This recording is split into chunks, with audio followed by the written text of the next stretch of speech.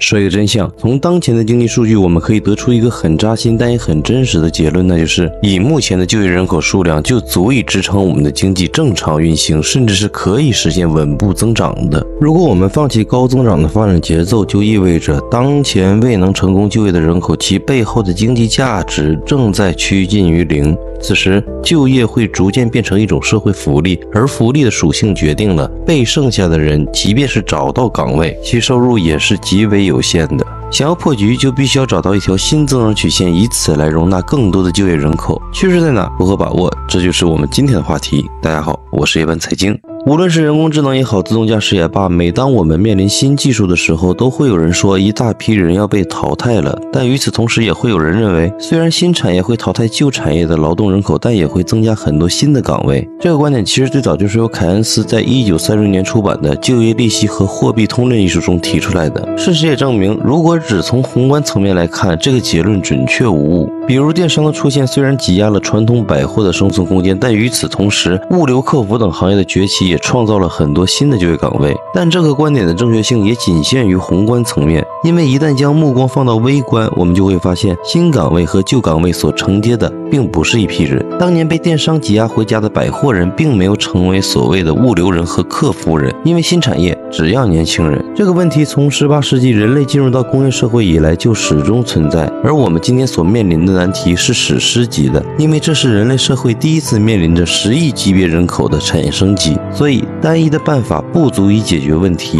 破局之道一定是一套组合拳，而这套组合拳包含了3个维度，分别是转移支付、对内分流以及对外输出。我们先说转移支付。从某种意义上讲，所谓的产业升级可以看作是传统部门向现代部门让利的一个过程。说白了，生产袜子的企业被关闭了，换上了生产芯片的企业，不一定是因为袜子卖不动了，而是因为生产芯片对于社会来说更有效率。那么袜子厂的工人就应该得到一定程度上的补贴，比如当年给农民减负，其实就是一种财富上的转移支付。而今天也是一样的，只不过我们这次换了一个名字，叫做防返贫。然而其基础性的定位也决定了它必然是以隐性的形式运作的。如果你不是特别的贫穷，那么你可能根本就感受不到。第二条路则是对内分流。从24年的经济数据我们可以看出，第一产业体量太小，第二产业门槛太高，只有在国民经济中占到了半壁江山的第三产业能被拿出来切蛋糕。因此从教育层面的分流到官方的免费职业技能培训，本质上就是想让被淘汰的旧产业者有机会转向到围绕着新产业所衍生出来的生产性服务业或者基础服务业里面去。这也是为什么最近一段时间一直在推家政行业的原因，而家政也只是一个开始。